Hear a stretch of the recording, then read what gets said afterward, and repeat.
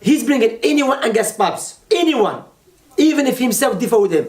So he brought his brother, Abdul Haq Baker. Abdul Haq Baker, he brought him. Guess what? Abdul Haq Baker, even this takfiri guy online, he said something funny.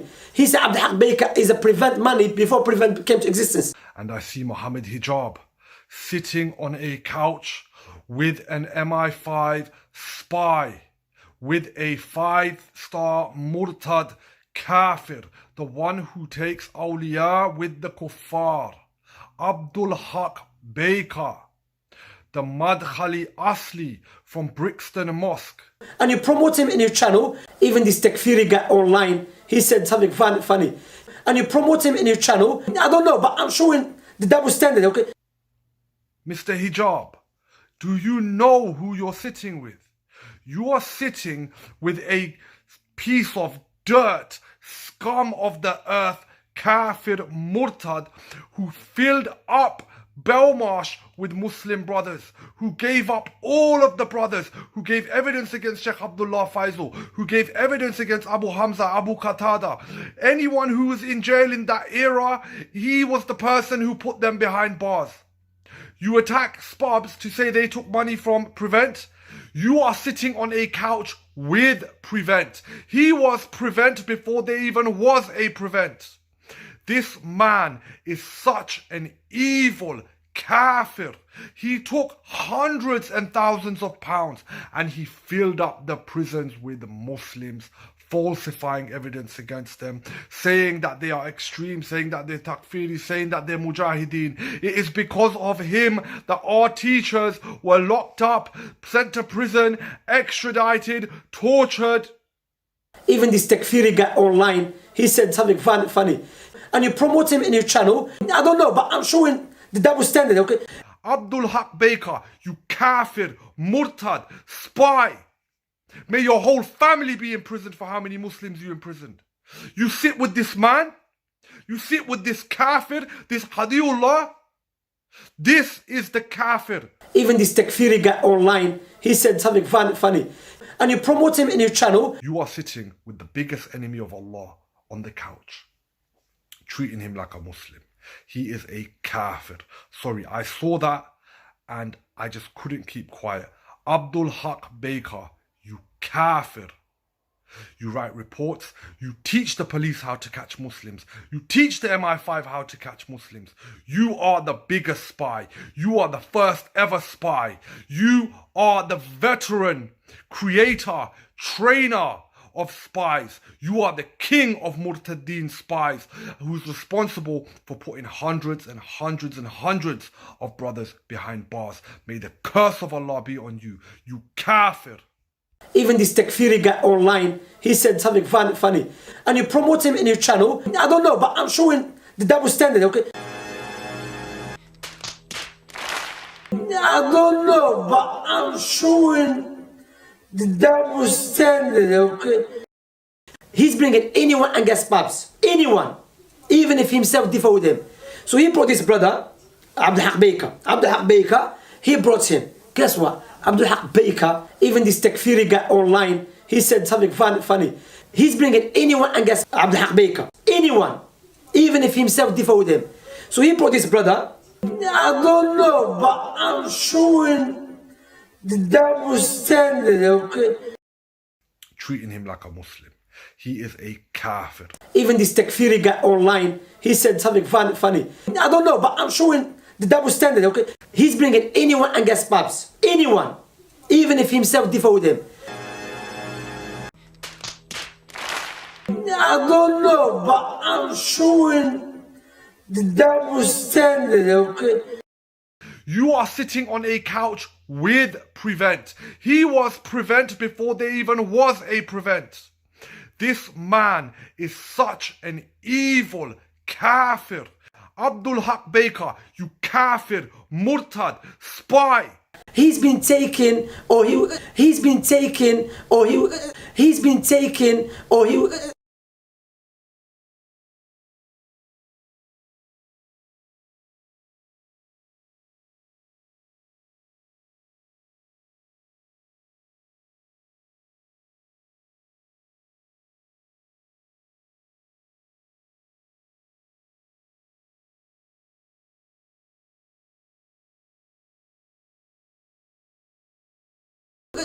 the prevent money has been giving him £300,000 yearly. And when they stopped it, he was crying. And he was complaining, not crying literally, but that's what they say according to the articles in the newspaper. He seems, he was complaining, okay? So my brother Muhammad, how come you haven't not that investigation on him? So Abdul Baker, why you know investigation on him? I don't know, but I'm showing the double standard, okay? £300,000 yearly. Where's the money gone, bro? Big job now for you, Detective Colombo. £300,000 yearly. Where's the money gone, bro? No, God! No, God, please, no! No! No! No! Big job now for you, Detective Colombo. £300,000 yearly. Where's the money gone, bro? Big job now for you, Detective Colombo. £300,000 yearly. Where's the money gone, bro?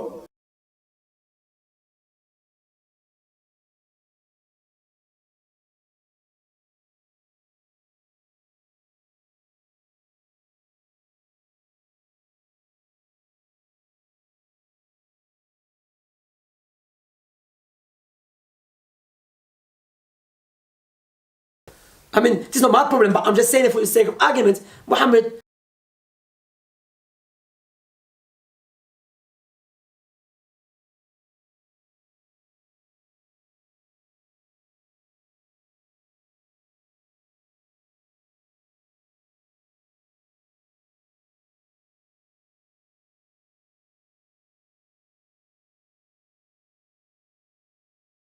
big job now for you, Detective Colombo.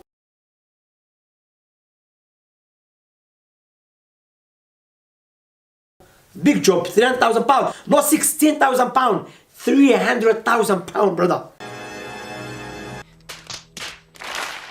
Big job now for you, Detective Colombo.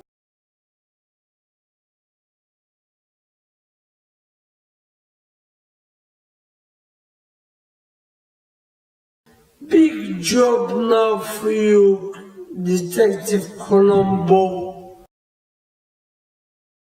Big job now for you, Detective Colombo.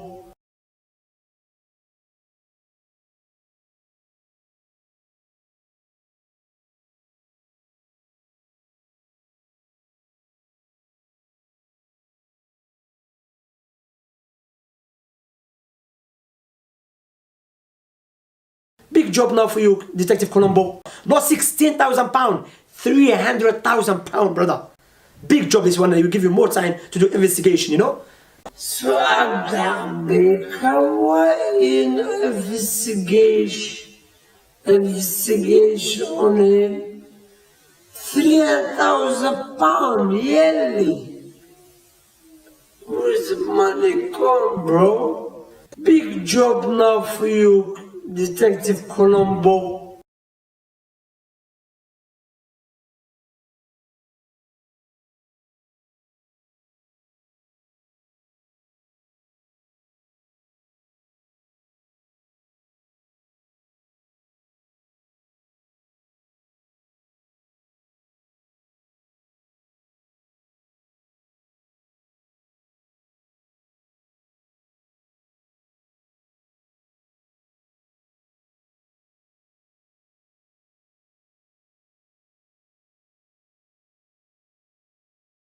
So Abdul Baker, why you know investigation on him? £300,000 yearly.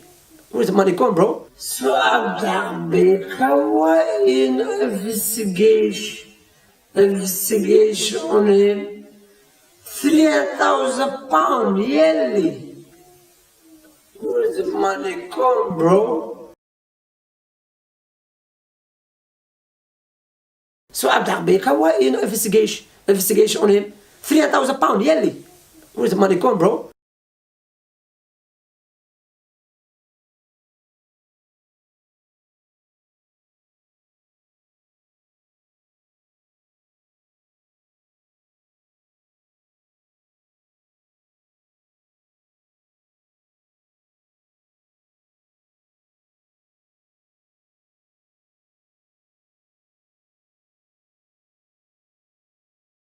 Big job now for you, Detective Colombo.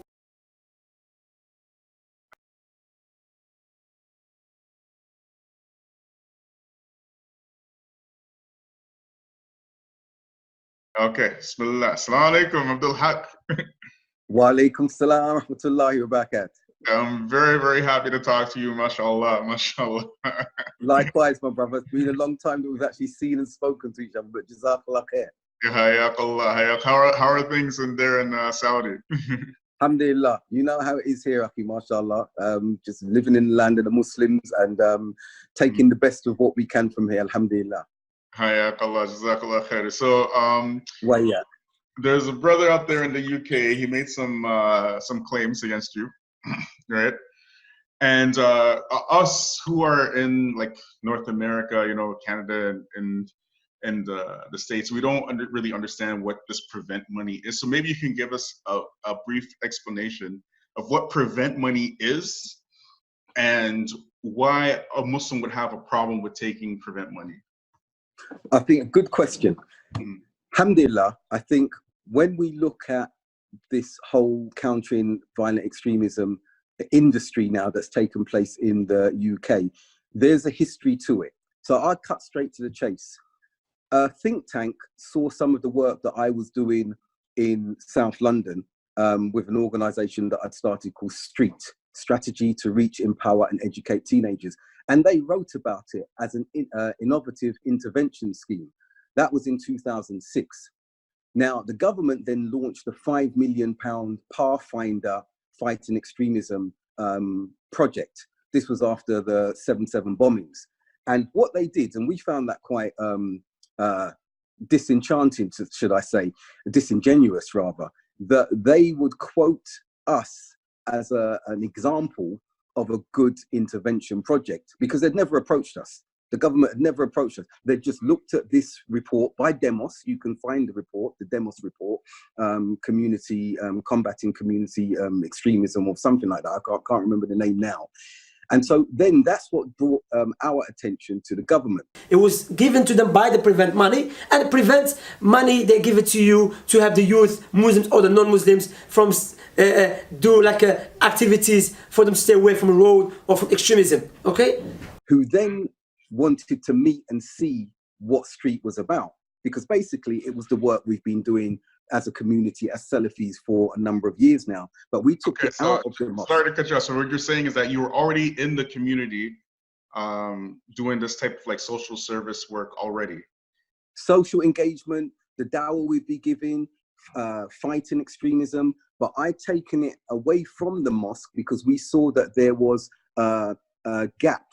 When individuals have left the masajid, we realized that the only place some of them will be going would be to these clandestine study circles of the takfiris, for example. Okay. So we wanted to have we wanted a safe space where they may not like the masajid, they may not like Brixton, they may not like Stockwell or any of the other masajid, but if there was this sort of youth hub where they could come and engage, play pool, play sports and everything like that, that they would come there and we could engage with them in that safe space, as it were. Okay, excuse the noise in the background. So what happened then is, so then they indicated, I think the Mayor of London, the local council, the youth probation services, they wanted to have a meeting to see what we were doing. So I said, okay, come. They met me. We had a meeting in one of the rooms in Brixton, and I presented to them, this is what Street's doing. They then said to me, we are rolling out our funding. We'd like to you to apply for funding. So I thought, okay, what are the conditions of this? Because if you want us to apply for funding whereby we're going to be giving you intelligence, you know our community, we don't do that stuff. Okay, they said, no, we could see that you're engaging with youth, and they, as a government, couldn't reach this strata of youth before, and they knew they would never reach this strata of youth. But they saw that we were engaging with our own community and the others had confidence in us. So what we decided, and one of the things I decided, is that we would be a buffer between the youth and government, and also act as a bridge. So we'd say, right, for example, you leave the youth, don't get involved in the youth. Your role is facilitatory. The fund, if you want us to apply for funding, That funding is going to be used to empower the youth, do activities for the youth, engage with the youth. If there are individuals or elements that have radicalization amongst them, we've been dealing with this a lot longer than you've even had these funds available. So we're just going to carry on dealing with that. But we're going to put more resources, human resources, on the ground to deal with that. Now, Yeah, Bilal, so what happened? Very, very important point right there. Right. So nobody can accuse you of just like getting involved into it because of the money. Right. No. Right. You're already involved. A key thing as well, Bilal. Throughout all of this time, as you know, I've continued to live in Saudi Arabia. I've got my bread and butter profession and salary that I continue to earn. Unlike others who have suddenly been born out of this prevent and that's their full-time career and everything like that. We've been giving dawah and engaging like this since I embraced Islam in 1990 as a sense of duty. Now, Shamsi said something like, oh, the 300,000, what did he do with that 300,000? Actually, his research is really poor because we were so successful in the way that we were engaging in the first year that they said, we want to increase, what do you need more hands on deck? And we had individuals coming out of prison, engaging, they had reputation amongst their peers, and they said, we want to work with you. So the individuals... So now, what I want to do, I want to play what Shamsi said, and then because you brought him up, right? And then I want you to respond to what he says, inshallah. Okay, so give me 1 second here. Inshallah.